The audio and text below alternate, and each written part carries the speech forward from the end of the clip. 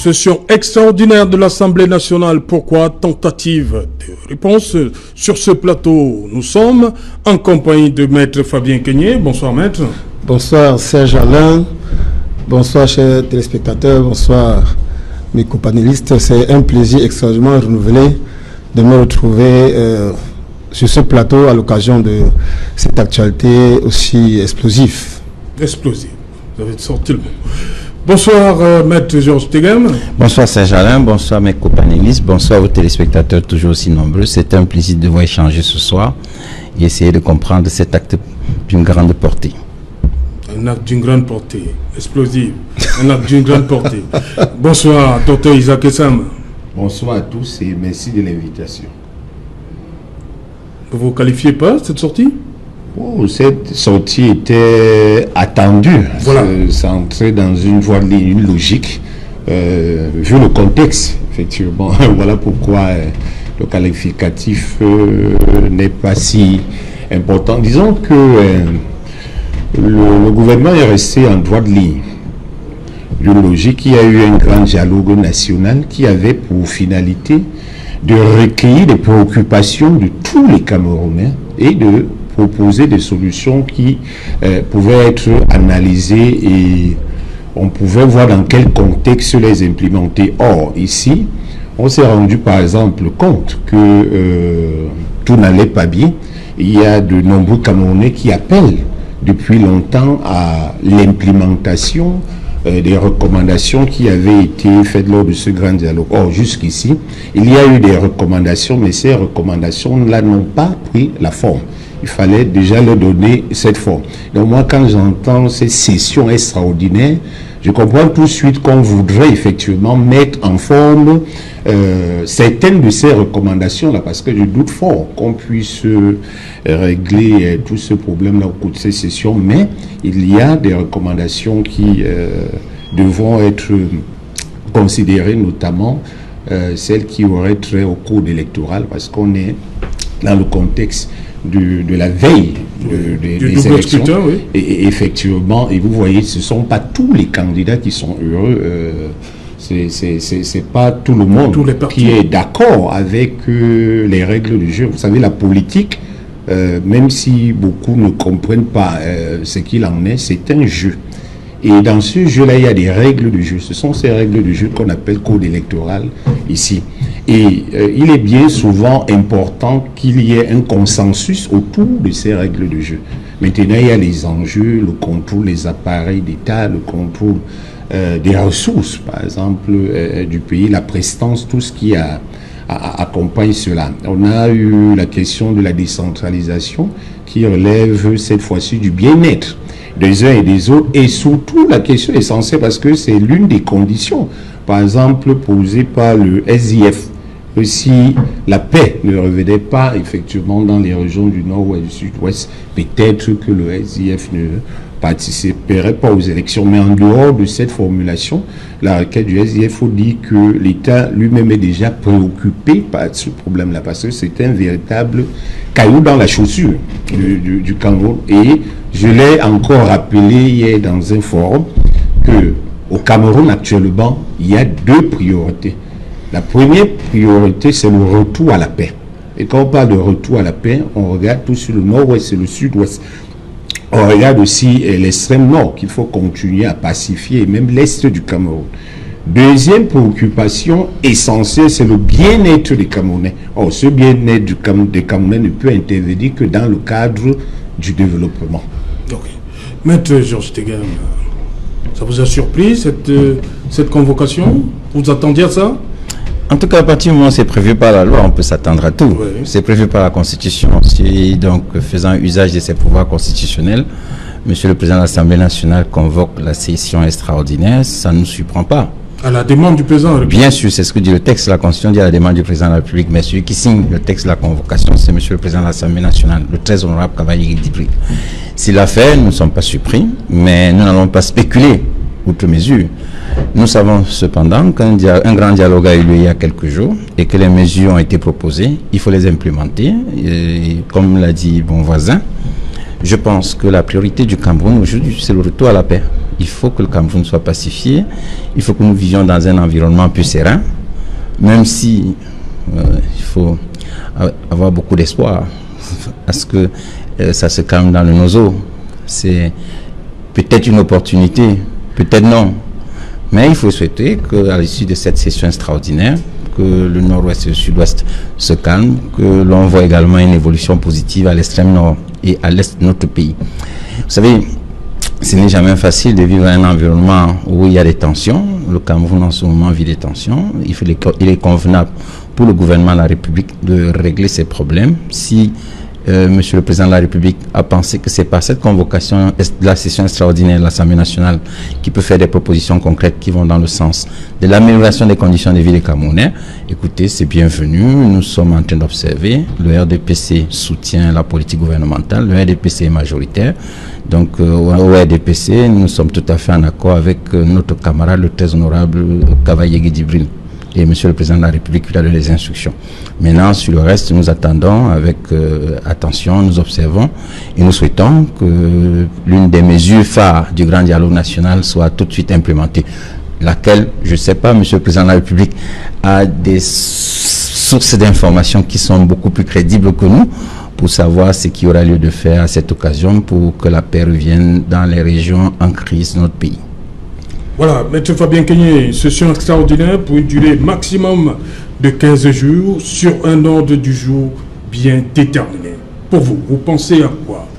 Quel peut être l'ordre du jour pour ce qui va se passer à partir de vendredi 13?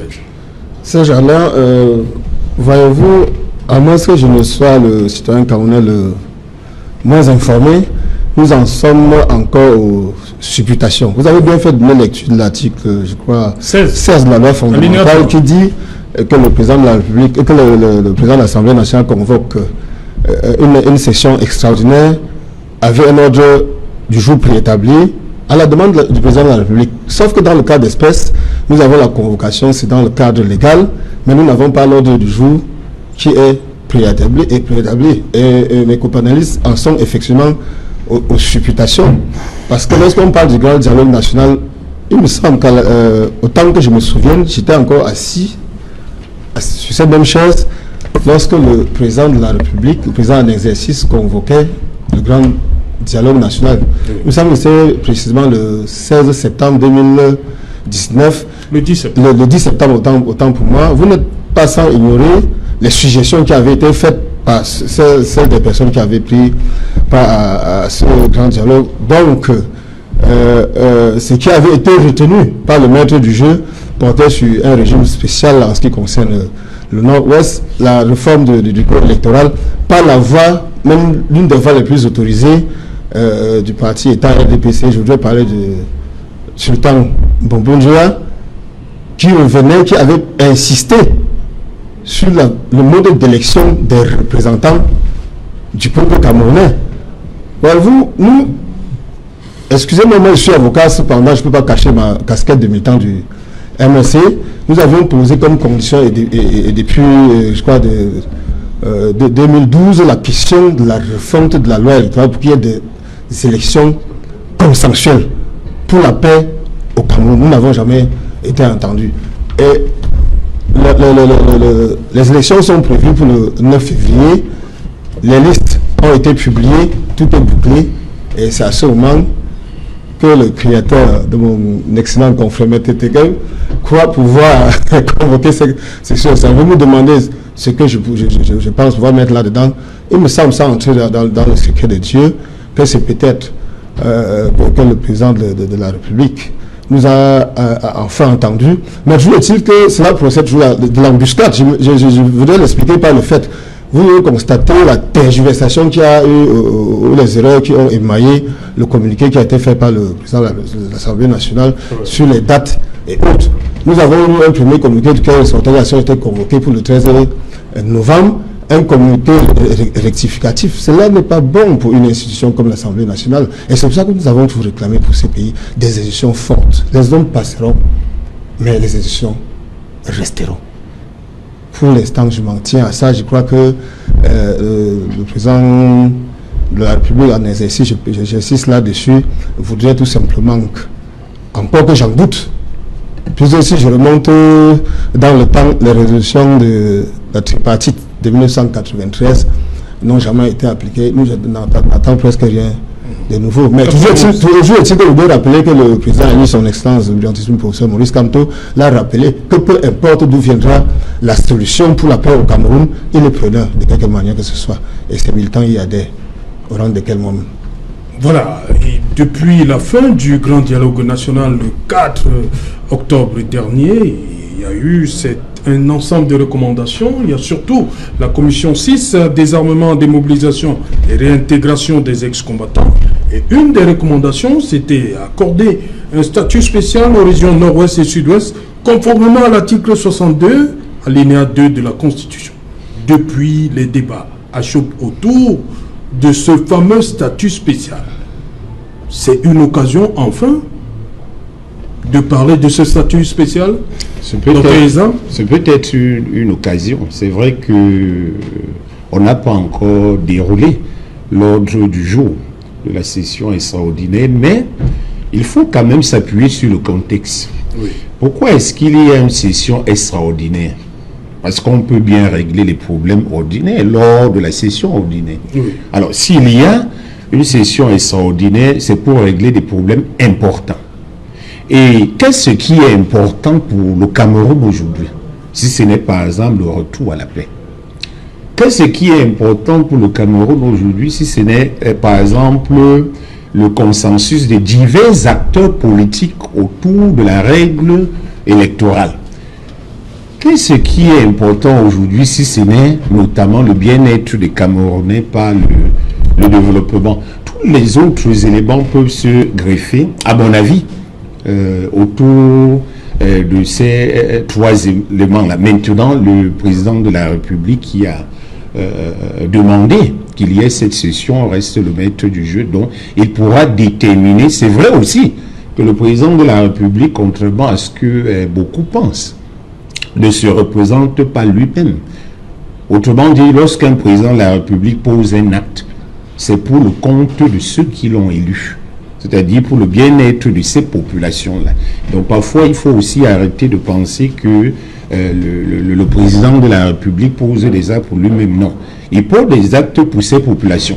Et si on considère cela, on peut bien s'attendre à un débat, un examen autour effectivement du bien-être de ces populations-là. Et aujourd'hui, vous savez que le problème essentiel n'est toujours pas résolu depuis qu'il y a la crise anglophone. Il y a des solutions qui ont été proposées. Le gouvernement a même pris des mesures, mais on n'est pas encore arrivé à la paix véritable. Et ceux qui vont sur le terrain savent précisément ce qui se passe sur le terrain.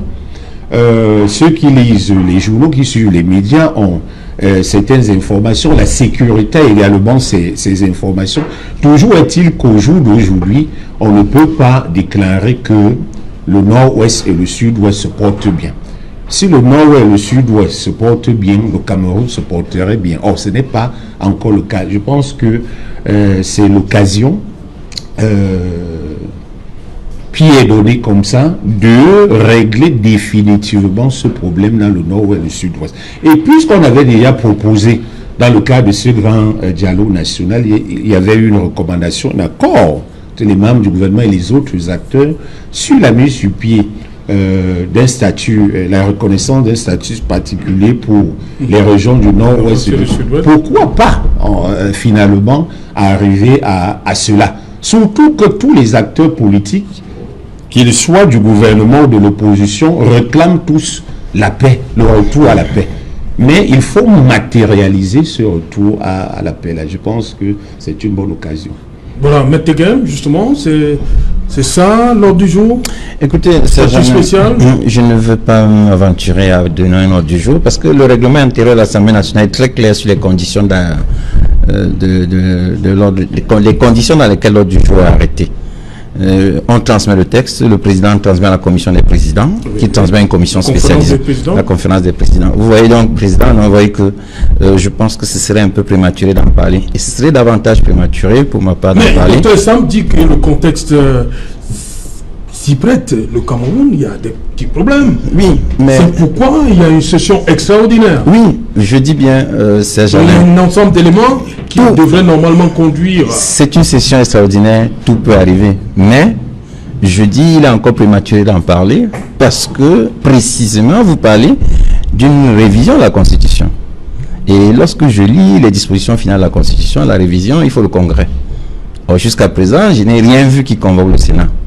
Donc, tout ça me laisse un peu dubitatif.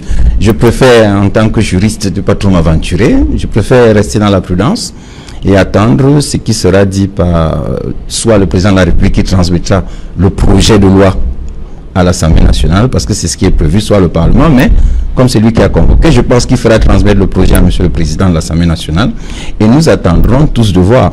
Le Sénat n'étant pas encore convoqué, je vous avoue que ce débat nous m'a paru un peu prématuré.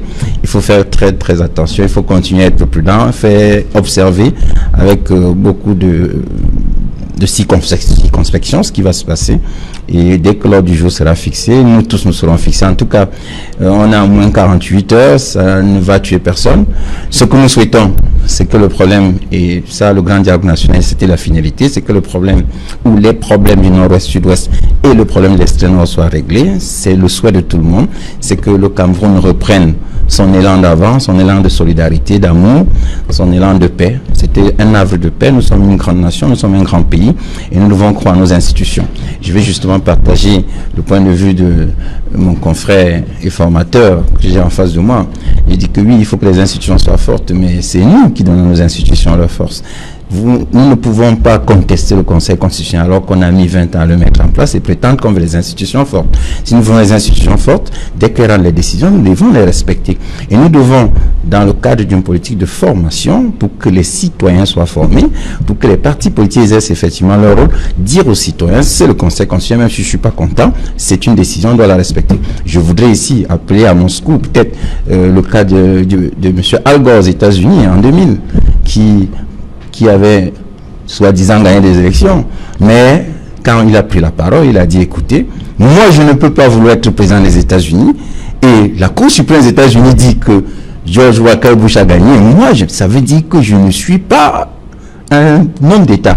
Il a dit, la Cour suprême a rendu, on doit respecter la décision. Moi je pense que des exemples comme ça devraient nous inspirer, et nous devons travailler, nous tous, et je le dis tous les jours, pour que nos institutions soient fortes, pour que nos institutions puissent amener chacun d'entre nous à comprendre que pour continuer à être un grand pays, il faudrait qu'on les respecte, parce que ce sont nos institutions, Serge Alain, qui vont nous sauver. Ok. On accueille sur ce plateau Senior Barrister Achou. You're welcome. Good evening Serge, good evening co-panelists, good evening televiewers. Voilà, Senior Barrister, vous avez appris la nouvelle, non? Vous étiez surpris? Vous attendiez à ça? On s'attendait à ça depuis longtemps. Ah bon? Bien sûr. Et puisque le président l'avait annoncé, bon, on va faire un statut spécial. Et vous avez dit à l'ordre du jour? Non, mais il avait annoncé qu'il va faire un statut spécial et qu'on va appliquer les recommandations du grand dialogue. Alors, jusqu'à maintenant, c'est le grand dialogue qui a une des résolutions. Il avait annoncé qu'il va appliquer. Oui. Bon, maintenant, dans son tweet du 4 octobre, on a maintenant convoqué le corps électoral et la mandature court à sa fin. Et nous ne voyons rien, donc on s'attendait à ce que quelque chose soit fait pour exécuter, n'est-ce pas, cette résolution avant que les députés vident leur mandat. Donc moi je m'attendais à cela. Okay. Et vous dites que c'est le statut spécial qui est à l'ordre du jour à partir de vendredi. C'est possible. Code électoral, c'est possible. Oui. J'épouse un peu l'analyse de mon confrère. Constitution, je ne pense pas, sauf si le Sénat aussi y est mêlé. Convoqué. Mais c'est possible pour le code électoral, c'est possible pour le statut spécial. Le statut spécial, c'est aussi possible pour les élections. Élection quoi? Un report? C'est aussi possible. C'est aussi possible, oui. S'il y a report, Fabien Kagné, ça va vous arranger? Nous en sommes encore aux supputations. Oui, justement. Nous, du MLC, nous avons toujours dit que nous ne sommes pas là pour les postes politiques, des postes personnels. Ce qui importe pour nous, c'est l'intérêt du peuple camerounais, du citoyen ordinaire, du plus petit citoyen. Si vous le permettez, je voudrais rappeler à mon confrère Metegem que lorsqu'on parle d'institution, il ne s'agit pas de sa lecture qu'il a fait, parce que vous n'êtes pas sans ignorer, chers confrères, qu'à l'heure où nous nous trouvons, l'institution du pouvoir exécutif est fortement contestée aux États-Unis. Jusqu'à l'heure d'aujourd'hui, jusqu'à l'Assemblée des États-Unis, si on peut parler ainsi, on était encore, qui est contrôlé par les démocrates, on était encore à chercher les voies et moyens pour destituer le président Donald Trump, et cela ne fait du mal à personne. Cela participe de la démocratie. Lorsqu'on parle d'institutions, je vous ai dit tout à l'heure, lorsque vous avez donné lecture de cet article 16 de la loi fondamentale, que lorsque la loi dit que le président de l'Assemblée nationale, l'élection de Trump n'est pas que le président, sa destitution, oui, elle a joué des conditions. On remet en cause sa personnalité comme président de la République. C'est pour ça qu'on veut le destituer. C'est pour ça qu'on veut le destituer. Donc c'est pas parce que le président qu'on ne peut pas contester sa qualité de président, en quelque sorte. Oui. Et pour en venir à cette convocation, il dit que l'Assemblée nationale s'est réunie en session extraordinaire sur un ordre du jour préétabli. Nous ne serions pas ici à supputer sur cet ordre du jour. Et cela participe de la mauvaise gouvernance. Il n'y a pas une certaine cohésion entre l'exécutif et le pouvoir législatif. C'est une très très mauvaise chose pour nous, voyez-vous. Et je puis penser que l'Assemblée nationale a été prise de court. Moi, je voudrais même progresser pour dire, lorsque je vois ce qui s'est passé. Mais les sessions extraordinaires sont prévues par... Bien entendu, c'est prévu par la loi. La loi définit dans quel cadre et dans quelles conditions cela devrait se faire. Oui. Si j'allais rendu à ce plateau, nous trouvons, à cette heure, nous trouvons. Est-ce que vous avez l'ordre du jour? L'article 18, la loi fondamentale dit, en son alinéa 1, l'ordre du jour, l'Assemblée nationale est fixée par la conférence des présidents. C'est déjà préétabli. Il faut pour convoquer la session extraordinaire. C'est ce que dit la loi. Il faut dire que nous avons cet ordre du jour. Que nous n'avons pas, nous n'en serons pas la supputer. Et même mon confrère était coincé là, peut-être pas coincé, a dit qu'il ne voudrait pas en dire plus. C'est pas bon pour la gouvernance. Parce qu'en fait, il s'agit de l'Assemblée nationale du président de la République, il ne s'agit pas de l'Assemblée nationale du peuple qui devrait le représenter. Je parlais de l'Assemblée nationale du président de la République. Je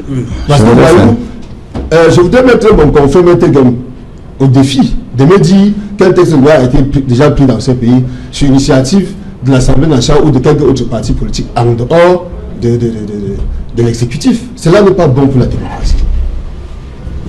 Oui, si on va sauf que dans le cas d'espèce, l'Assemblée extraordinaire est convoquée à la demande du président de la République.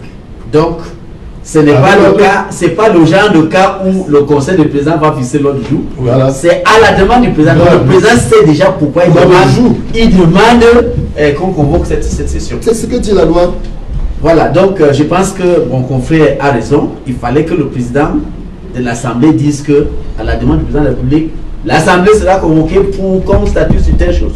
Voilà, le Sénat de la loi. Mais Tegam, je vous informe que le Sénat a également été convoqué. Parce que voyez-vous, non, maintenant le débat change. Voilà, parce que jusqu'à présent, je vous ai dit, ce débat était prématuré. Parce que même une loi peut être adoptée. Il y a le principe de la navette parlementaire. Oui. Moi, je me posais beaucoup de questions sur... Non, le Sénat est convoqué également. Maintenant que le Sénat est convoqué, on peut discuter, on peut envisager d'autres hypothèses. Donc vous voyez aussi, on peut toucher la Constitution maintenant. Oui, ça peut arriver. Si la session est convoquée, ça peut arriver. Mais je voudrais quand même un peu indiquer à mon confrère et formateur, le grand frère Maître Kenny, que, mais écoutez, l'ordre du jour, le règlement intérieur de l'Assemblée nationale et du Sénat précise les conditions dans lesquelles l'ordre du jour est arrêté. C'est-à-dire que la Constitution fait office de cadre général, le règlement intérieur détermine les conditions dans lesquelles l'ordre du jour est arrêté. Donc l'ordre du jour est arrêté par la conférence des présidents. C'est comme ça, c'est pas moi qui le dis, c'est le règlement intérieur. C'est le règlement intérieur. Ce que vous dites, vous m'avez demandé tout à l'heure si déjà un jour un parlementaire a pu faire une loi. Je voudrais vous répondre qu'il faut quand même reconnaître que en 1999, c'est le SDF qui a obtenu la réunion de la commission parlementaire d'enquête dans l'affaire Mouchipou Seydou. Qui a abouti à quoi? Qui a abouti à l'arrestation. Que Dieu ait son âme. Aujourd'hui, passé à l'Orient éternel. Ça, c'est exceptionnel. Mais je vous avais demandé, même au défi. Je vous réponds. Vous trouvez que c'est exceptionnel? Écoutez, nous sommes dans une république. Nous sommes en construction, c'est-à-dire nous sommes un jeune État, nous nous battons, nous essayons de construire une république qui sera acceptable par tous. Nous voulons l'exemplarité. Lorsque nous voulons l'exemplarité, on doit travailler pour y arriver. Et le travail commence par la reconnaissance par chacun d'entre nous des valeurs qui existent déjà, c'est-à-dire des institutions telles qu'elles fonctionnent. Au fur et à mesure où nous avançons, on améliore la qualité des institutions. Donc moi, je voudrais faire observer ici, sur la convocation du président du Sénat par le président de la Chambre, que c'est peut-être une nouvelle qui augure des lendemains, qui voudrait que l'on poursuive le processus de pacification des régions anglophones. Vous savez, ça avait déjà commencé, il y a des mesures qui ont été prises, beaucoup de mesures. Peut-être que là, le statut spécial annoncé par le président de la République à l'occasion de sa conférence à Paris, peut-être que c'est une occasion, peut-être que c'est autre chose, mais je ne pense pas que ça aboutit au report des élections. Il ne me semble pas que l'Assemblée nationale peut changer un décret du président de la République. Le corps électoral... L'Assemblée nationale, c'est la loi, contre un décret. Le corps... Hiérarchie des normes juridiques oblige. La loi peut facilement mettre à plat ce décret qui convoque le corps électoral. J'ai envie de dire une chose. Le corps électoral... Tout à fait. Le corps électoral est convoqué par décret de monsieur le président de la République. Oui. Alors si il faut mettre fin au décret, par exemple, il voudrait que ce soit notre décret qui mette fin au décret du monsieur le président de la République. L'Assemblée peut le faire. Me dit que l'Assemblée peut le faire. Je suis réservé. Je ne pense pas que ça soit possible. Sauf, je dis, le principe de parlement de forme voudrait que lorsque le décret du président de la République a convoqué le corps électoral, c'est un autre décret qui peut le défaire. Maintenant, l'Assemblée peut le faire. Dites-moi comment, puisque la loi ne dispose que pour l'avenir. Je voudrais comprendre comment, même si l'Assemblée nationale adopte une loi demain, c'est une loi pour l'avenir. Elle ne peut pas disposer pour le décret d'hier. Convenez avec moi, c'est la première année de droit quand même. C'est-à-dire que c'est le principe. Écoutez, c'est la théorie générale du droit, c'est la première année. Première année de droit, c'est-à-dire en première année de droit, on vous dit, la loi ne dispose que pour l'avenir. Elle n'a point d'effet rétroactif. Voilà. C'est pas moi qui le dis. Donc, moi je pense encore aujourd'hui que dire que le décret de convocation du corps électoral va être modifié par la session de l'Assemblée nationale, il me semble que c'est un peu gros. Maintenant, la loi peut évoluer et monsieur le président de la République, en vertu des principes de parlement de forme, décide de prendre un autre décret. Là, c'est un autre sujet. Oui. Docteur Issam, justement, la loi dispose pour l'avenir. Est-ce que pour le cas d'espèce, le code électoral, s'il arrive que le code soit retouché, quelle peut être la conséquence sur les autres formations politiques, sur les formations politiques, surtout celles qui ont décidé de ne pas aller à ce double scrutin de février? Disons que c'est vrai que je suis avec les juristes, oui. Mais moi-même j'ai aussi fait quelques cours de droit. Donc il faut rappeler que la loi ne dispose que pour l'avenir, elle n'a point d'effet rétroactif, c'est un principe, c'est une règle. La loi peut rétroagir, c'est-à-dire que dans la loi on peut mettre une disposition qui implique la rétroactivité expresse.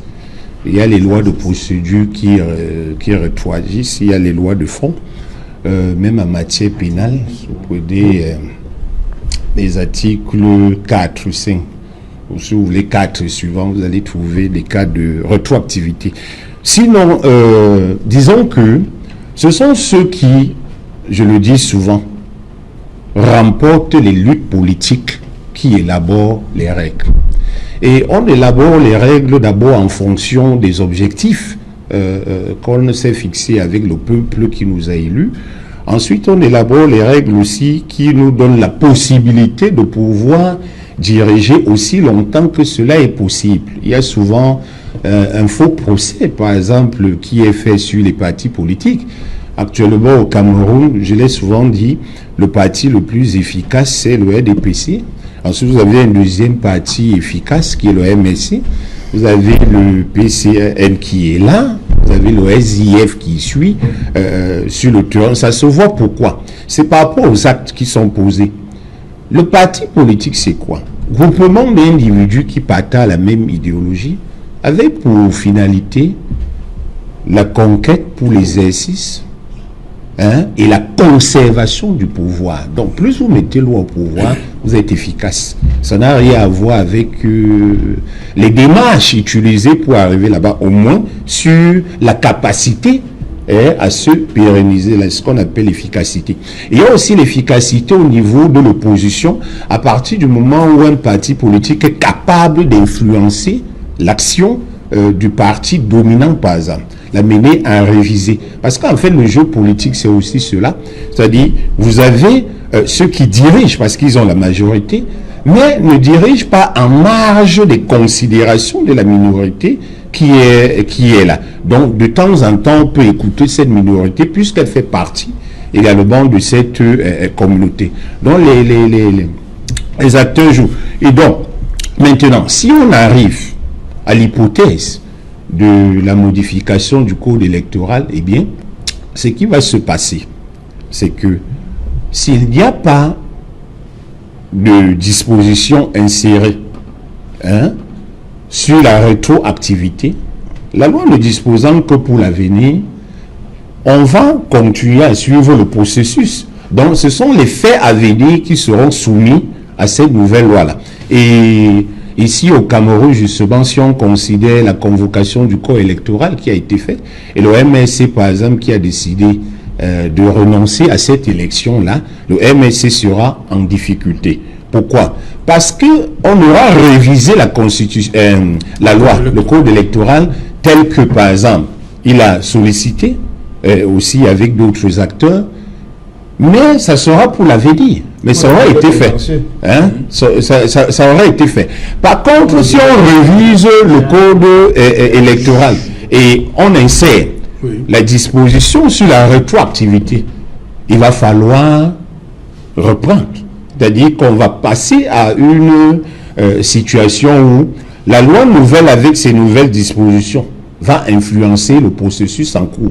Parce que tant que le processus juridique n'est pas achevé, la loi de procédure, n'oubliez pas que la loi électorale est aussi loi de procédure, au-delà de l'aspect de fond, puisque c'est elle qui indique comment les élections se déroulent. Or, les lois de procédure sont d'application immédiate aux instances en cours. En ce moment-là, le MSC pourrait revenir dans le jeu, mais on a vu, par exemple, un cas au Bénin avec le président Yahi Boumi, qui avait également ces difficultés-là avec les autres acteurs de l'opposition, mais qui s'était arrangé, lui, à son temps, en fait, enrôler ses électeurs, ses militants pour l'élection, fait enregistrer les dépôts de candidature. Alors, quand il a touché le code et a fait réviser la loi électorale, plus tard, eh bien, le principal parti de l'opposition était en difficulté. Parce qu'effectivement, on avait touché, mais on ne pouvait plus revenir. Donc, ça dépendra de est-ce qu'on va insérer une disposition sur la rétroactivité, est-ce qu'on ne va pas l'insérer. C'est cela, mais j'ai aussi dit, même si on ne l'insère pas, parce que même si on ne sait pas cette disposition-là, si on prend simplement le caractère de la loi, en disant que c'est une loi de procédure, elle est d'application immédiate, donc on n'a même plus besoin d'insérer cette disposition-là. Donc voilà à peu près la situation à laquelle on pourra arriver. Toujours est-il que, eh bien, quand l'ordre du jour sera finalement fixé, on en saura davantage. Ok.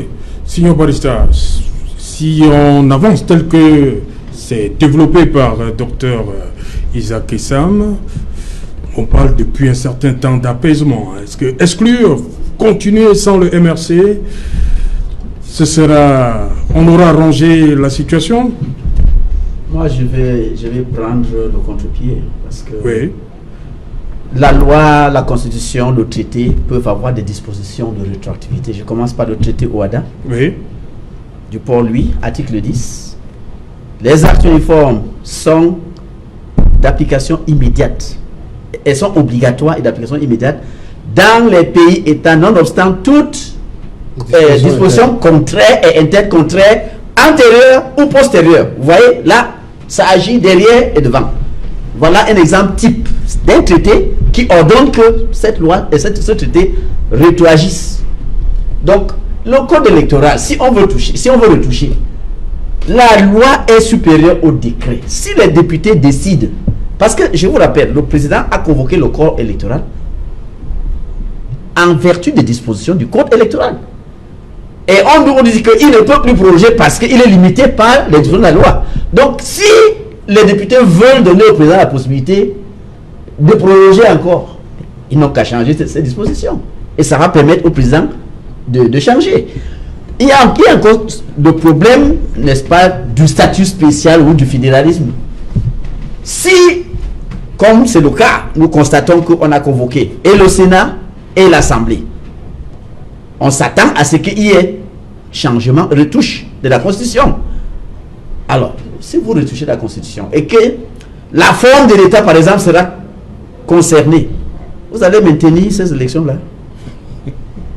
Vous voyez, il y a problème. On devrait, si la forme de l'État est touchée, si on a fait des changements fondamentaux dans les gestions d'État, on ne peut pas continuer avec ces élections. Mon confrère le disait tout à l'heure là, vous ne pouvez pas commencer un match et en cours de jeu vous changez les règles. Vous ne pouvez pas. On fixe les règles avant de lancer le jeu, mais quand vous lancez déjà le jeu, vous ne pouvez pas changer. Si vous changez les règles, monsieur, arrêtez, reprenez. C'est comme ça. Donc, on ne peut pas, à l'heure actuelle, si le code électoral est modifié, on doit arrêter. Je vous dis déjà, ce code électoral-là, si ces députés et sénateurs-là sont sérieux, ils doivent le modifier. Au moment où on convoquait le code électoral, le code électoral n'était pas en phase avec la situation sur le terrain. Je prends un premier exemple. Parmi les pièces exigées par le code électoral pour être candidat municipal comme députation, le certificat d'imposition ou non-imposition. Vous avez vu que c'est le directeur des impôts qui a fait une circulaire pour dire que non, cette pièce est remplacée. Voilà. Ce qui veut dire que le directeur des impôts modifie la loi électorale. C'est inacceptable. Ça vous montre que... Et on a laissé passer ça. On a laissé passer. C'est dépassé. Normalement, avec ça, vous devez arrêter. Et il y a même des candidats, il y a des partis, il y a des candidats qui ont vu il y a même candidature mis de côté. Il y a même fait de cette sortie du directeur général. Il y a même pire que ça. La loi électorale dit que toutes les pièces qu'on demande pour cet exercice-là sont gratuites. Le directeur des impôts dit que 1000 francs de timbre. Il impose un timbre. Là où la loi dit que c'est gratuit. Et le directeur général de l'ECAM, qui sont une pour dire qu'il nous a été signalé que certaines personnes demandent des pièces aux gens. Mais quand on le saisit, il ne peut plus parler. Mais attendez. Vous m'avez reçu ici un certain midi, oui, au journal de midi, où je dénonçais ce qui se passait à Bomban. Ce qui s'est passé à Bomban, où on demandait à nos militants de payer 50 000 francs par personne pour qu'on leur délivre l'attestation de non-redevance. Donc, j'ai dit, si ces gens-là sont sérieux, ils devraient retoucher ce code électoral. C'est désuet. Ça ne répond plus. Prenez un autre exemple. On vous demande qu'on pièce à produire l'extrait de l'acte de naissance. Vous connaissez, vous savez qu'on a brûlé dans le sud du Nord plus de 400 villages. Qui va leur délivrer les extraits? C'est-à-dire sur le plan pratique, il n'y a personne, il n'y a aucune institution capable de délivrer ces extraits, puisque ça se délivre de la souche. Donc il faut changer ça pour permettre qu'on présente plutôt la copie d'acte. Donc j'ai dit que normalement on doit changer cette histoire. Mais vous êtes pour le report, en un mot. Le contexte ne prête pas à ce qu'on aille aux élections. Ça ne prête pas. Je vais vous rappeler quelque chose. Vous savez, au journal d'Equinox de 18h30, j'ai suivi. Le journaliste en anglais a repris les propos du représentant de l'ambassadeur américain aux Nations Unies, qui a dit que il faut qu'il y ait une solution rapide au Cameroun. Il faut qu'il y ait une solution rapide. À la Grande-Bretagne, le Upper House a demandé au gouvernement, a recommandé au gouvernement de faire en sorte que le peuple de Southern Cameroun s'exprime dans un référendum. Vous voyez? Donc il y a une pression internationale. Il n'y a pas un mois, nous avons reçu la visite ici de 3 personnes. Le président de la Commission de l'Union africaine, secrétaire général de la francophonie, ils ne sont pas venus ici pour le tourisme. Ils ne sont pas venus pour le tourisme. Vous voyez? Donc, quand j'entrais en studio, j'ai compris les discussions, ceux qui étaient là, ce qu'on disait. Et je me suis dit, mais attends, quand vous parlez même de ce grand dialogue-là qu'on doit implémenter, Est-ce que vous croyez que mettre en pratique ce qu'on a décidé au grand dialogue va résoudre le problème? Parce que les Américains sont en train, au Sénat maintenant, Karen Bass est en train de faire, de présenter un projet pour qu'on demande au Cameroun de revenir à la fédération. Que les Nations Unies demandent, que l'Amérique demande aux Nations Unies d'imposer au Cameroun de revenir à la fédération. Alors si nous, ici là, pendant qu'on s'attend à ce que nous mettons sur pied une solution durable, nous venons avec le grand dialogue. Vous croyez que ça va satisfaire à ce que, n'est-ce pas, les autres demandent? On nous demande d'aller en Suisse. Après même le grand dialogue a dit, l'Amérique a dit. Maintenant, vous avez fini. L'Union européenne aussi a dit la même chose. Vous avez fini le grand dialogue, maintenant allez au vrai dialogue. Alors, non mais, moi j'ai l'impression qu'on s'amuse. Alors que le contexte ne s'y prête plus. C'est une dernière occasion qu'on nous a donnée de régler ça nous-mêmes. Ok. Comme on a convoqué et le Sénat et le Parlement, oui, je pense que c'est le moment pour nous-mêmes de régler ça sans attendre l'intervention étrangère qui risque de nous coûter cher. On a dit la même chose lorsqu'on a convoqué le grand dialogue. J'ai dit qu'on règle ça, oui, sans attendre l'intervention étrangère, puisque au niveau interne, nous avons un gouvernement qui dit qu'il y a un Cameroun indivisible, alors que nous savons qu'il y a deux Cameroun, on sait. Et c'est le langage que la communauté internationale nous dit. Il y a deux, vous dites qu'il y a un. Il y a deux États indépendants au Cameroun. Alors, remettez l'autre sur la table et vous négociez. C'est ce qu'on nous dit. Mais chez nous, là, on dit non, c'est un et indivisible. Et on veut faire comme c'est une concession qu'on donne à une partie du pays. Non. Soyons sérieux, respectons les normes juridiques qu'il y a dans le pays. Okay. Et réglons le problème de manière permanente. Donc on n'y revient plus. C'est Jalin, s'il te plaît. Permettez à Maître Fabien Kenyé. Permettez à Maître Fabien Kenyé. Dites-nous, est-ce que l'accalmie, tout ce qu'on veut maintenant, est-ce que le fait d'exclure les principaux acteurs, on les connaît, ils sont en prison, il y a Sitsikou, Ayoub Tabé, Mancho BBC et même ceux de la diaspora, est-ce qu'il n'est pas temps de discuter véritablement avec ces personnes-là? C'est Jalin, on a le coutume de dire mieux vaut tard que jamais. Moi, la lecture que je peux faire de la convocation de la session extraordinaire de l'Assemblée nationale tient à ce que nous envisageons ou nous entrevrons des lois circonstancielles. Quand je parle de lois circonstancielles, naturellement, ce sont des lois qui sont projetées pour résoudre des conflits que tout le monde maîtrise. Il y a la guerre au Mosso, il y a le conflit post-électoral, il y a la tension sociale. Le Cameroun n'est pas en paix. Donc, en ce qui me concerne, sur le plan juridique, vous savez, la loi entre en vigueur dès sa publication. Et la loi, naturellement, est supérieure au décret. Voilà. Et la loi est supérieure au décret. En ce qui nous concerne, je pense que la session qui est projetée, nécessairement, va permettre de refonder pour peu que le parti État RDPC a encore la moindre conscience ou la petite humanité en elle. C'est ce que nous attendons de ces jours. J'espère que cela... Et je voudrais, ne perdons pas de vue que l'Assemblée nationale est souveraine. Elle procède de l'émanation du peuple. Contrairement au président de la République, l'Assemblée nationale est plus souveraine même que le président de l'exécutif. Cependant, vous avez constaté que nous avons chez nous, malheureusement, on dit pays de démocratie, où les pouvoirs législatifs, exécutifs et judiciaires sont concentrés entre les mains d'une même personne.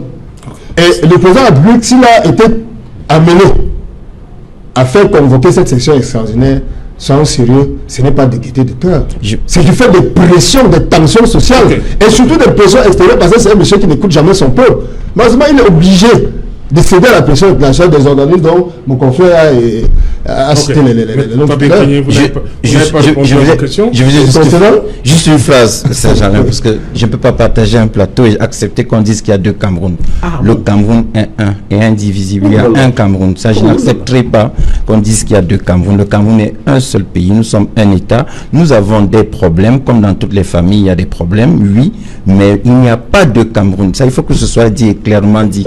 Je tenais à prendre la parole pour cela. Sur la hiérarchie des normes, si on a une minute, je voudrais quand même faire indiquer, oui, la loi a une valeur supérieure, mais vous avez entendu mon confrère tout à l'heure, il dit que le statut, c'est-à-dire qu'on peut modifier le code électoral et demander au président de la République de proroger, c'est-à-dire qu'on modifie, mais on demande de proroger. Donc c'est encore un décret qui doit modifier. Voilà, merci, M. Teghem. Le temps pour nous de rejoindre Cédric Noufelé qui est déjà positionné pour les titres du 20h.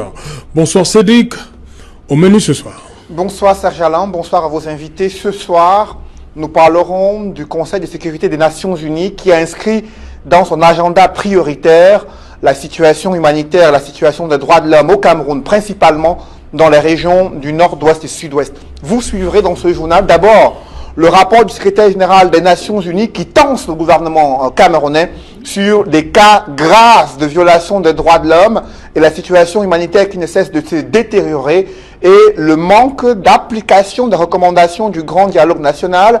Et ensuite, ce sont les États-Unis, président de ce Conseil de sécurité, qui hausse le ton, demandant une action urgente, concertée sur le Cameroun. Vous les écouterez dans le journal de 20h. Et dans ce contexte international, il y a une session extraordinaire du Parlement qui vient d'être convoquée dans les 48 heures.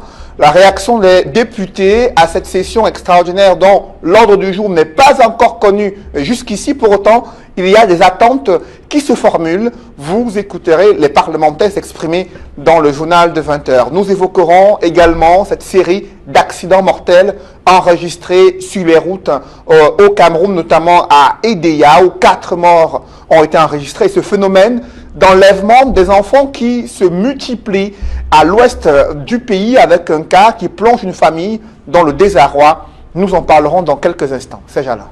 Voilà, madame, monsieur, fin de cette première partie Equinox Soir. On se retrouve après le journal de Cédric Noufelé pour Equinox Soir, deuxième partie, le temps du débrief. Nous serons toujours en compagnie de nos 4 invités. Place tout de suite donc, madame, monsieur, aux 20h, la grande édition d'information de la journée qui vous sera présentée par Cédric Noufelé. Monnaie de pause.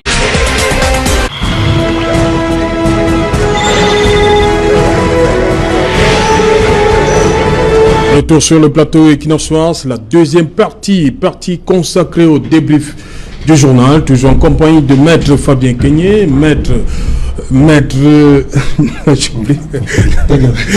Georges Teghem, excusez-moi, et Dr Isaac Essam et Signor Barista Achou Emmanuel. Signor Barista, je commence par vous. Est-ce que vous comprenez, ça fait quand même, depuis près de 2 ans, que la communauté internationale en est après le gouvernement du Cameroun pour la résolution de la crise. Le gouvernement, pour vous, semble faire la sourde oreille. Est-ce que vous comprenez cet état de choses? Oui, mais le gouvernement, depuis 1960, est dans la logique de l'assimilation. Vous vous rappelez que lorsque l'Assemblée générale des Nations Unies votait sur le cas de Southern Cameroun après le plébiscite, le Cameroun a voté contre.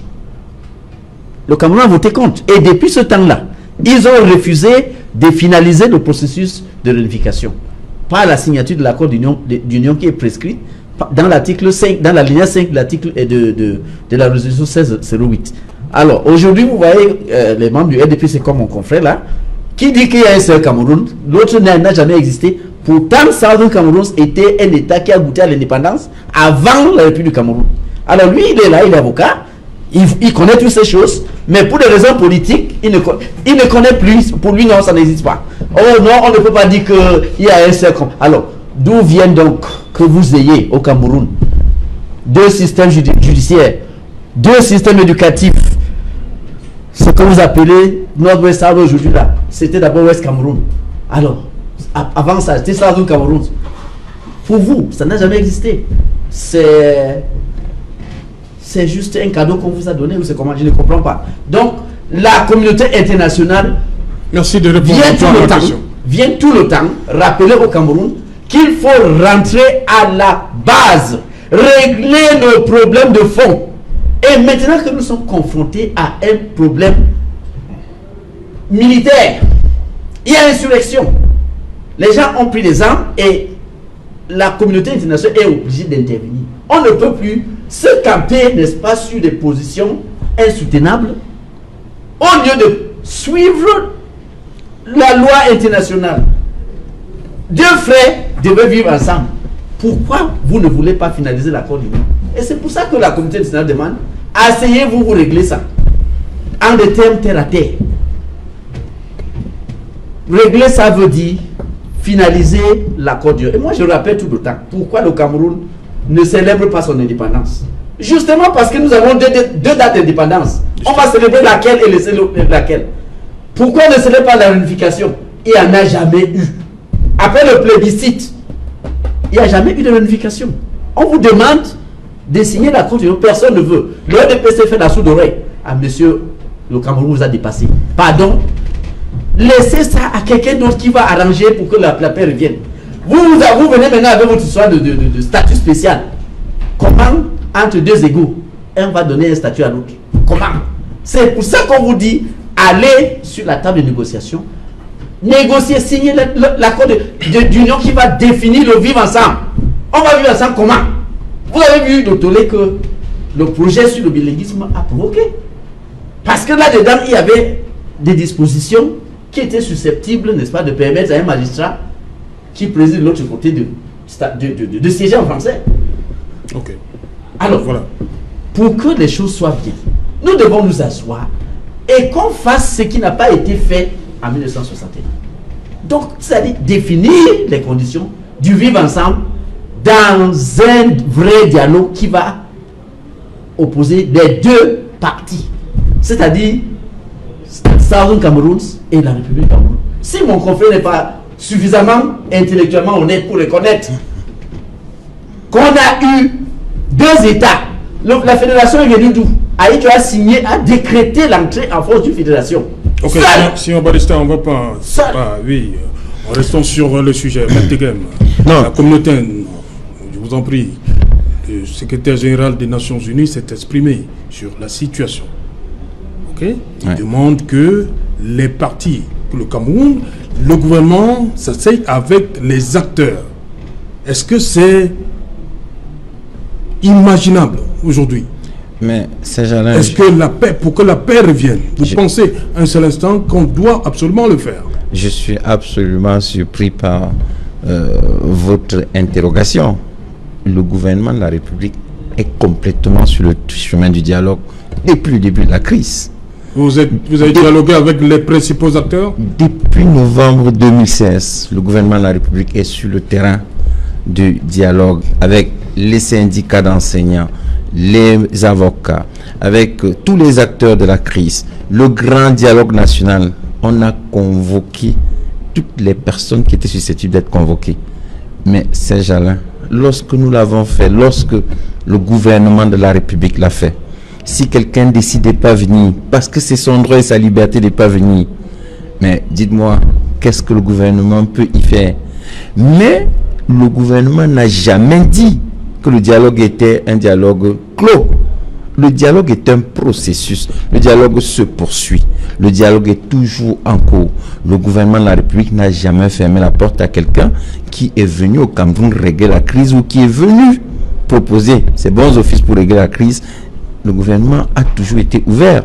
Je suis surpris par ces propos de monsieur le secrétaire général de l'ONU, même si je pense que nous sommes un grand pays, nous sommes un État souverain, nous sommes une nation qui a déjà un certain âge, nous méritons un minimum de respect, mais le gouvernement de la République a toujours voulu se faire accompagner. La preuve, c'est qu'il y a quelques jours, on a reçu ici le Commonwealth, la francophonie, le président de l'Union africaine. Monsieur le secrétaire général de l'ONU au début de la crise est passé par le Cameroun. Son représentant spécial est venu au Cameroun. Il a toujours été accueilli. Les États-Unis d'Amérique, jusqu'au secrétaire, sous-secrétaire chargé des affaires africaines est venu au Cameroun. Il a été accueilli. Ça veut dire que le gouvernement de la République est ouvert à un dialogue. Le dialogue n'est pas clos. Le dialogue se poursuit. Je suis absolument surpris que tout se passe comme si au Cameroun, on est dans une situation où d'un côté, il y a des personnes qui sont complètement fermées au dialogue et de l'autre côté, des personnes qui sont ouvertes au dialogue et on ne les reçoit pas. Non, ces gens-là, il faut qu'on soit sérieux. Mais je vais toujours insister vous sur citez, les gens nous regardent, vous citez les enseignants. On parle des acteurs, ceux qui ont pris les armes. Oui. Mais est-ce que le gouvernement discute avec ces gens? Ces gens ont été convoqués à l'occasion du grand dialogue, c'était pour la discussion.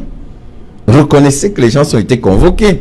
Mais ils ont posé un certain nombre, ils demandaient des garanties. Moi, je pense que jusque-là, bon, vous voyez que vous commencez à poser les conditions, alors que la communauté internationale dit un dialogue sans condition. Et le gouvernement n'a posé aucune condition. Le gouvernement a invité toutes les personnes qui pouvaient être invitées. Quand le gouvernement l'a fait, le gouvernement n'a posé aucune condition. Maintenant, c'est de l'autre côté qu'on pose des conditions de garantie. Moi, je ne sais pas ce qu'on appelle conditions de garantie. Lorsque le gouvernement s'engage à vous convoquer, si vous y arrivez, c'est de bonne foi que vous serez accueillis. La preuve, c'est qu'à l'occasion du grand dialogue national qui s'est tenu jusqu'au 4 novembre dernier, jusqu'au 4 octobre dernier, il vous souvient que certaines personnes sont venues en indiquant qu'ils étaient plutôt pour la sécession. Mais ils ont été accueillis et ils ont participé à la circonstance ou à la conférence. Ils ont donné leur point de vue. Personne n'a été interpellé. Il ne me souvient pas que quelqu'un qui soit venu au grand dialogue ait été interpellé. Si d'autres personnes, il me semble que toutes les personnes qui soient venues pour le grand dialogue, personne n'a été interpellé. Moi, je pense que nous sommes d'accord qu'on peut se faire accompagner, y compris par tous nos partenaires de développement, les États-Unis, la France, le Canada, toutes les personnes. Oui, nous sommes prêts à nous faire accompagner. Oui, nous sommes prêts à nous faire assister. Oui, nous sommes prêts au partage d'expérience. Mais nous pensons que de l'autre côté aussi, il faudrait que ces mêmes personnes demandent à ceux qui posent les conditions de revoir leurs ambitions à la baisse et venir au Cameroun. Mais Serge Alain, le Cameroun est une terre d'hospitalité, terre d'accueil, terre des droits de l'homme, terre de démocratie. Si quelqu'un vient au Cameroun, toutes les personnes qui parlent, si chacun vient, les portes du palais de l'unité sont même au demeurant ouvertes. Donc si quelqu'un arrive, même s'il n'est pas reçu au palais de l'unité, peut être reçu à la primature. Et il pose ses problèmes et on va les adresser, on va voir ce qu'il y a lieu de faire. Moi, je pense que jusqu'à présent, le gouvernement de la République continue toujours à faire preuve de bonne foi, parce que je ne vois pas en quoi le gouvernement de la République a fauté. Oui, le gouvernement de la République est pour la résolution de la crise. Oui, le gouvernement est prêt à se faire accompagner. Mais nous pensons que c'est un peu exagéré, excessif de prétendre que le gouvernement de la République est fermé au dialogue comme l'a prétendu Maître Tachou ici. Ok, docteur Isaac Essam, sur cette attitude. Comme le rappelait Maître Tekem, le gouvernement, pour le grand dialogue, a adressé des invitations aux acteurs de la partie nord-ouest et sud-ouest qui ne sont pas venus. Mais de l'autre côté, la communauté internationale exige toujours qu'il y ait ce dialogue-là, sans condition, avec ceux-là qui ont décidé de prendre les armes. Comment comprendre cette attitude? Disons qu'en situation de conflit, ce n'est facile pour personne. Il y a toujours des difficultés que l'on rencontre. Maintenant, au niveau des négociations qui sont souvent faites, il y a des négociations formelles qu'on peut voir. Il y a des négociations informelles aussi qui sont faites. Mais je l'avais dit avant le grand dialogue national déjà, que quand il y a un conflit, ce sont les principaux protagonistes qu'on met ensemble pour résoudre le conflit. Sinon, en management, vous allez résoudre plutôt un problème à ce soir. Le principal problème lui-même aura du mal à être touché parce que les acteurs principaux ne sont pas là. Maintenant, est-ce que ces acteurs ont toujours la possibilité de se rencontrer, parfois pas? Ce qui est sûr, aujourd'hui, il n'échappe à aucun Camerounais que ce qu'on recherche, c'est la paix. J'ai dit qu'il fallait revenir à la paix. Et la communauté internationale, une fois de plus, interpelle les Camerounais. Il n'y a pas que le gouvernement qui est interpellé. Il y a aussi les Amazoniens de trouver des solutions. D'ailleurs, les Américains, eux, ils ont proposé un corridor parce qu'ils se disent qu'il y a tellement de morts. Parce que quand on commence à parler de corridor, il va falloir faire entrer des camions, du matériel, etc. de deux côtés. Ce qu'ils ont proposé, pour dire qu'en réalité, la population est prise au piège. Donc il faudrait la sortie de cela. Maintenant, pour le secrétaire général des Nations Unies lui-même, vous avez constaté qu'il a pris acte des recommandations du dialogue. Et il est plutôt étonné qu'on n'ait pas appliqué cela. Donc lui aussi, il est dans la logique de la paix. Il écoute le gouvernement, mais il ne comprend pas pourquoi même ce qui est proposé n'est pas tout de suite appliqué. Et j'ai souvent dit que nous avons un problème de timing. Je ne suis pas un membre du gouvernement. Peut-être que si j'avais été dans le gouvernement, on a souvent un problème de temps. Surtout la décentralisation, ça vous intéresse? À tous les niveaux. tous les D'abord la niveaux. décentralisation. Oui, la En 6 mois. décentralisation en 6 mois. Ça, on peut résoudre cela. Vous pouvez résoudre les problèmes de décentralisation en 6 Mais mois. pourquoi pas? Je vous ai dit, moi je ne suis pas Mais dans... vous avez écrit au Premier ministre. Tout à fait. J'attends. Qu'est-ce qu'il vous a toujours- dit, Tif, docteur? Je n'ai pas encore de réponse jusqu'aujourd'hui. J'attends. Donc, à partir du moment où je ne me situe pas dans la décentralisation simplement institutionnelle, ou celle qui a trait aux normes, parce que vous pouvez multiplier les institutions et les normes. Vous voyez, c'est sur le terrain qu'on va vous évaluer. Il y a des actes concrets à poser et qui peuvent faire évoluer les choses. Donc, dans le management public, n'oubliez pas que c'est l'État lui-même qui nous forme. Hein. On parle de management public, vous faites les études sur comment gérer l'administration, vous faites les recherches, vous devenez enseignant comment former ceux qui vont gérer l'administration. Donc ces choses-là sont connues, il faut les implémenter. Et bien si vous ne les implémentez pas à temps, parce qu'en principe c'est ça, c'est-à-dire que ce n'est pas que l'État du Cameroun ne fait rien. Si quelqu'un le dit, c'est la mauvaise foi. Le gouvernement agit. Mais à quel moment?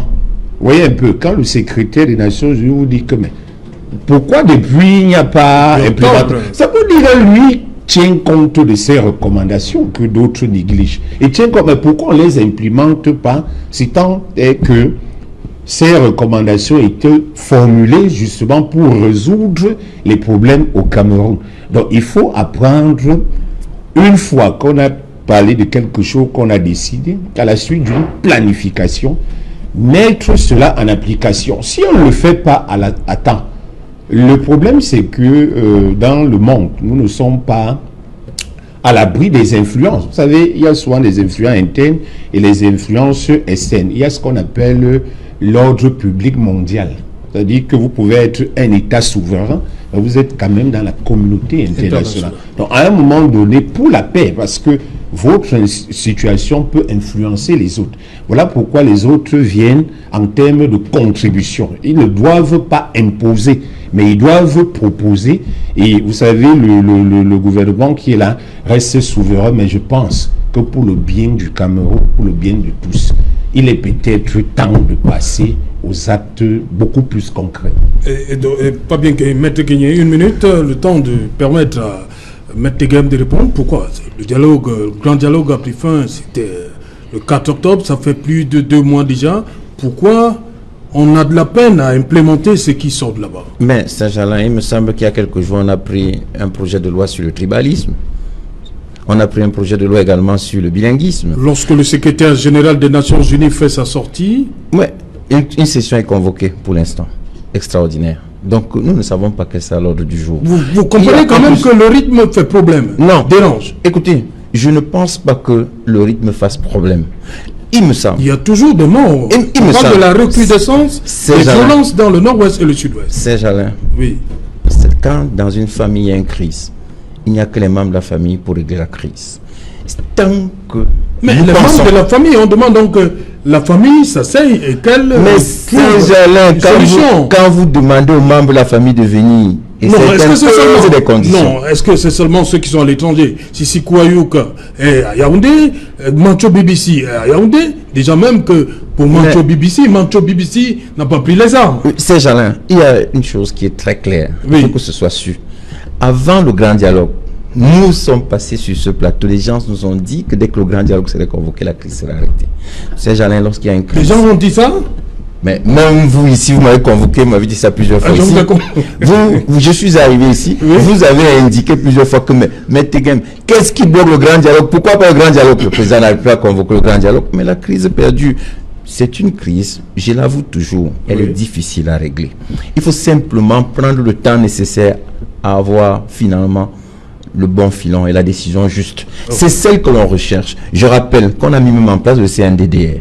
Si vous pensez qu'il faille libérer Sissi Kouayouk et Mancho BBC, si demain la République... Non, Excusez-moi. discutez Excusez-moi, avec si Mancho demain, BBC si demain Sissi le président de la Kouayouk. République prend un décret pour mettre fin aux poursuites, comme le lui Oui. permet la loi, 3 jours après, on dit qu'il y a encore... Mais, Saint-Jalin, il faut aller par étapes. Je pense que le président de la République a des informations que vous et moi, nous n'avons pas. Il a cherché même par la médiation suisse. Il a cherché en faisant venir des représentants des organisations non gouvernementales qui sont nos partenaires. Il a fait venir des partenaires. Prenons le temps nécessaire. attendons patiemment. C'est vrai, la crise perdue, mais le gouvernement de la République n'a jamais baissé le bras. Et ce que je veux encourager, c'est ce gouvernement qui travaille, que les institutions fonctionnent, que ce gouvernement poursuive les efforts de règlement de la crise. Maintenant, si les partenaires de développement veulent nous accompagner, nous ne sommes pas contre si quelqu'un veut nous accompagner. Parce que lorsqu'on parle même de couleur humanitaire, rappelez-vous, on a mis en place au Cameroun déjà un plan d'urgence humanitaire. Ça veut dire que le gouvernement travaille. Faisons confiance à notre gouvernement, faisons confiance aux institutions, souhaitons que les Camerounais, ceux qui posent des conditions, que finalement, comme on forme une famille, que Dieu touche le cœur, qui finalement ils reviennent dans la famille. Maître Fabien Kenyé, le secrétaire général des Nations Unies, Antonio Guterres, parle également qu'il faut que le gouvernement s'asseye avec les acteurs politiques. Là, ça vous fait, je vous vois... Lorsqu'on parle du RDPC ou de nos gouvernants comme des personnes qui sont en capacité de résoudre les problèmes qu'ils ont posés eux-mêmes, cela m'étonne. Et ça me fait même rire. Parce que voyez-vous, qu'est-ce qu'on a fait des résolutions de la tripartite de 1993? J'ai pu vous dire, de 1991 autant pour moi, j'ai pu vous dire que le conflit et la guerre au Nosso, aujourd'hui sont l'héritage du verrou de la limitation du nombre de mandats que M. Biya a fait sauter en 2008 au plus de près de 200 vies camerounaises pour se maintenir au pouvoir. Je pense que le secrétaire général de l'ONU a utilisé un langage diplomatique. Lorsqu'il parle de la poursuite des résolutions du grand dialogue avec tous les acteurs, cela suppose, il faut bien comprendre que ce dialogue n'a pas eu du tout lieu et qu'il faille reprendre ce dialogue. Et il attribue l'entière responsabilité dans la violation des droits de l'homme, tant au niveau francophone qu'au niveau anglophone, au parti État RDPC. J'ai bien suivi ce communiqué, cette déclaration. Je l'ai entendu nulle part, sauf si je me trompe. Aucun reproche fait à l'endroit des Amazoniens. Je ne l'ai pas entendu. Et je pense que c'est l'institution la plus forte. Il n'y a pas, pour ce qui me concerne, de plus aveugle que celui qui voit et ne veut pas voir. Et en cette matière, je pense que le RDPC n'a pas de concurrent. Voyez-vous. Et la plus grande puissance internationale, les États-Unis, vous dites que le dialogue n'a jamais eu lieu. Lorsqu'on parle de dialogue, on dialogue avec qui? Lorsque vous êtes en conflit, vous appelez les autres parties, sont tels qu'ils fixent les canaux à travers lesquels le dialogue peut avoir lieu. On parle du grand dialogue qui a eu lieu. Le dialogue s'est passé avec qui? Est-ce que les représentants des ambassades ont été à quelque moment que ce soit entendus dans leurs revendications? Nous ne l'aurons pas. Combien de temps faudra, combien de mois faudra-t-il encore? Combien d'exilés? Le Premier ministre John Gouté dit avoir adressé des invitations. Mais nous sommes dans le grand dialogue. Saint-Germain, nous sommes dans la réalité, nous sommes dans les faits, nous les vivons. Nous avons aujourd'hui combien de réfugiés internes? De la suffoque. Vous êtes sans ignorer la recrudescence de la criminalité, de misère qui sévit à l'heure actuelle dans la ville de Douala. C'est l'héritage des migrations internes. Ces personnes qui se déplacent, elles se nourrissent de quoi?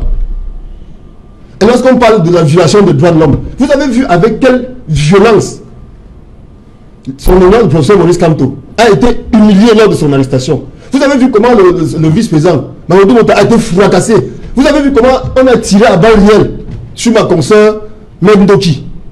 Qui a dit, et moi je partage son avis, que la solution pour la paix dans ce pays passe par la démission de M. Biya et son gouvernement. Je vous l'assure. Moi je partage parce que le problème, quelqu'un qui a créé un problème ne peut pas le résoudre. Je suis convaincu que si ces gens-là nous foutent la paix, on va s'asseoir. Puisqu'ils ne le veulent pas depuis. La guerre est partie de quoi? Nous avons vu des hommes, comment on ne respecte personne. On a commencé à tirer des avocats dans la boue, des élèves dans les égouts, des intellectuels. Ça se fait dans quel pays? Il faut qu'on se regarde en face. Mon confrère, ils sont totalement dans le déni de la réalité. Ils parlent des propositions ou des résolutions que le gouvernement ou des choses que le gouvernement a mis. Cela aboutit à quoi?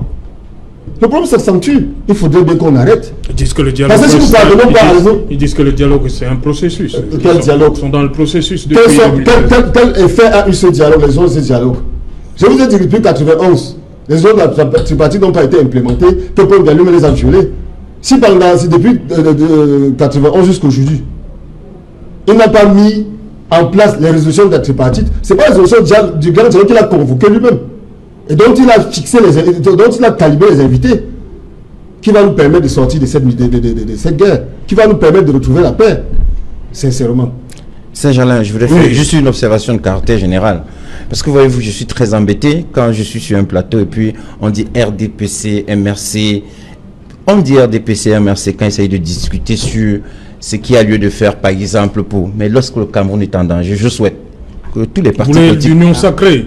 Je souhaite que dès que le Cameroun, dès qu'il s'agit du Cameroun, peut-être que l'expression excessive va être de danger, mais dès qu'il s'agit du Cameroun, il faut qu'on se mette d'accord. C'est-à-dire que nous devons être d'accord que notre pays subit en ce moment une crise qui est regrettable dans les régions anglophones. Il faut qu'on se mette d'accord que dans les régions de l'extrême nord, le Cameroun souffre. Il faut qu'on se mette d'accord qu'à l'est, il y a des risques.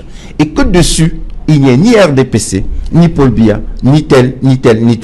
C'est le Cameroun d'abord. Nous devons le sauver. Et si le président de la République, par la volonté des Camerounais, s'appelle Paul Biya, nous devons l'accompagner dans son effort de construction de ce pays. Nous devons l'accompagner parce que lorsque l'on dit Paul Biya, n'oubliez jamais qu'aujourd'hui c'est Biya, demain ce sera quelqu'un d'autre.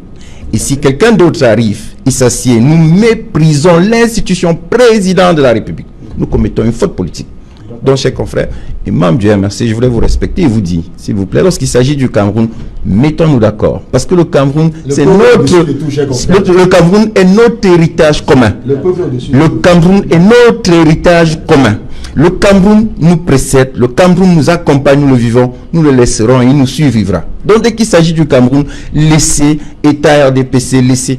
C'est le Cameroun et le Conseil de sécurité dont on parle. S'ils viennent au Cameroun, ils ne chercheront pas qui est RDPC, qui est MRC, qui est anglophone, qui est francophone. Donc il y a des actes d'apologie.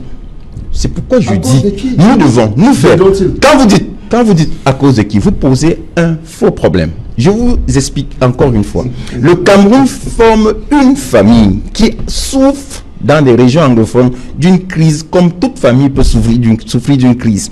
Et dans la résolution de la crise, lorsque vous observez les décisions qui ont été prises par le gouvernement a démontré, y compris par la descente des membres du gouvernement sur le site, sa volonté d'arriver à une solution. Mais simplement, il se trouve que des groupes armés incontrôlables et incontrôlés posent des actes regrettables. Maintenant, ce qu'il faut faire, c'est réussir à pénétrer ces groupes armés, réussir à les amener vers nous pour qu'ensemble on continue à cheminer comme on a commencé depuis quelques années.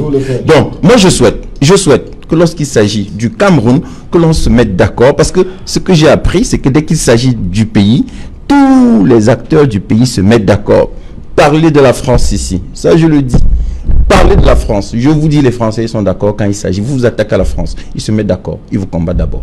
On ne s'attaque pas au Cameroun et on commence à dire MRC, RDPC. Je pense que c'est une faute politique et il faut corriger cela. C'est ce que je voulais dire de manière générale. Je voudrais faire une observation, cher confrère. Est-ce que vous vous rappelez que lorsque l'armée camerounaise s'est attaquée à combattre Boko Haram, le peuple a entièrement adhéré à ce combat? Pourquoi cet amour n'est pas partagé pour la même armée qui combat au nord-ouest? Attention. Mais c'est sérieux, ne confondez pas la guerre contre le terrorisme à un problème. C'est pour vous dire lorsque l'intérêt du Cameroun est en jeu, le peuple adhère. Nous ne sommes pas dupes. On ne fait pas la guerre à son peuple. Je vous ai pris le cas de Boko Haram. Tous les Camerounais de tous les bords politiques. Moi, je dis sous le contrôle de tous les panélistes. On cotisait, on fait l'effort de guerre.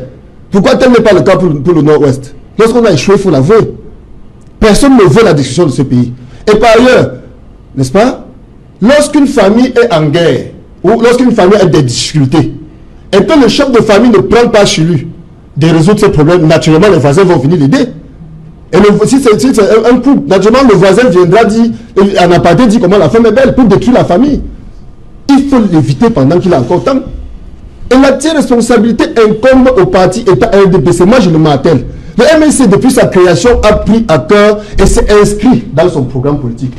Le problème anglophone, c'est inscrit là. Et c'est même la raison pour laquelle nous sommes abstenus dans la mascarade électorale qui est envisagée pour le 9 février.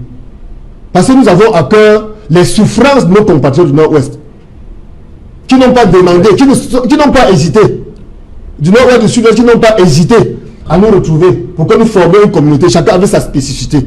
Mais nous avons procédé à leur assimilation, ce qui n'est pas acceptable. C'est une violence à laquelle il faut mettre un terme. Ok, Seigneur Barista. Oui, je pense que nous devons arrêter de nous tromper. Le Cameroun est en danger. Nous encourons un véritable danger. Vous vous rappelez, Thibaut Nagui avait dit, après le Soudan, nous allons nous concentrer sur le Cameroun. Et voilà, ça arrive. Ça arrive. Ça arrive. Lorsqu'on commence à parler de corridor... Voilà pourquoi je vous ai posé la question. Lorsqu'on commence à parler de... Je vous ai demandé, Signor Barista, que face à tout ça, le Cameroun semble faire la sourde-oreille. Laissez-moi développer. Oui. Lorsque vous commencez à comprendre corridor humanitaire, s'il vous plaît, c'est grave. Il faut faire attention. Les Nations Unies sont déjà là depuis plus d'1 an. Ils ont les bureaux partout, vous voyez leurs voitures partout. Maintenant, le corridor humanitaire veut dire quoi? Ils vont envoyer maintenant les voitures avec des fournitures scolaires, aide humanitaire, la nourriture, tout ça. Quand ils entrent pour les faire sortir, ça sera de la mer à boire. Une fois qu'ils sont entrés, s'il vous plaît, on est en train d'aller vers la séparation de ce pays. Si les députés qu'on a convoqués là, et les sénateurs, s'ils aiment ce pays, moi je vais les dire directement, sans passer par mi-chemin, qu'ils votent eux-mêmes le retour au fédéralisme, avant d'attendre que les Nations Unies nous imposent leur part de solution. Parce que ce que je vois là, les Nations Unies sont en train d'implémenter leur calendrier pour le Cameroun. Leurs bureaux sont déjà là, leurs personnels sont là. Samedi, on a enterré un de leurs employés qui a été assassiné en Cambé. Et on a signalé qu'à Manfé, on a encore attaqué leur convoi. Vous voyez que ces gens, ils sont constants. L'Amérique a sorti le Cameroun de la Goa. Pourquoi? Violation des droits de l'homme. Droits de l'homme. Qu'est-ce que le secrétaire général disait? Violation des droits de l'homme. Renforcement de l'expression des partis de l'espace politique. On a vu ça au Soudan, ça a donné naissance à l'état de Sud-Soudan. Éthiopie, ça a donné naissance à l'Érythrée. Quand les Nations Unies entrent, vous ne maîtrisez pas leur sortie. S'il vous plaît, si les gens là aiment le Cameroun, qu'ils laissent leur histoire de statut spécial là. Qu'ils appliquent eux-mêmes le retour au fédéralisme avant que ça se gâte. Parce que je suis sûr que vous mettez en place le statut spécial, ça ne donnera rien puisque les gars là sont sur la logique d'indépendance. Et ça ne peut pas être brisé par un statut spécial. Et dès lors que le secrétaire général de l'ONU vous demande pourquoi est-ce que les résolutions du grand dialogue ne sont pas implémentées, ça veut tout simplement dire que le Cameroun n'est pas sérieux. Ça ne veut pas dire qu'il demande qu'on applique. Il veut dire tout simplement dire ils ne sont pas sérieux. Et vous avez vu que les Américains nous disent tout le temps qu'ils sont fatigués du Cameroun. Deux choses, César Alain, juste pour finir. Deux choses. Un, nous ne sommes pas encore sortis de la Goa. Les États-Unis ont dit au mois de janvier prochain. Le gouvernement travaille pour améliorer les conditions. Donc, les 11 conditions qu'on vous a données. Les conditions. Mais écoutez, nous n'avons pas la prétention d'être des êtres parfaits, de perfection. Nous travaillons, c'est parce que nous travaillons qu'on aboutit à certains résultats. C'est de première chose. Deuxième chose que je voulais également faire observer au grand frère Metacho, c'est que vous ne pouvez pas, une fois, vous ne pouvez pas affirmer en même temps que on n'applique pas les résolutions du grand dialogue, alors qu'à l'issue du grand dialogue, vous nous demandez de faire le fédéralisme, alors qu'à l'issue du grand dialogue, la proposition qui a été faite, c'était plutôt le statut spécial. Il faut bien que l'on se mette d'accord. C'est-à-dire que s'il faut appliquer les résolutions du grand dialogue, c'est le statut spécial. S'il faut...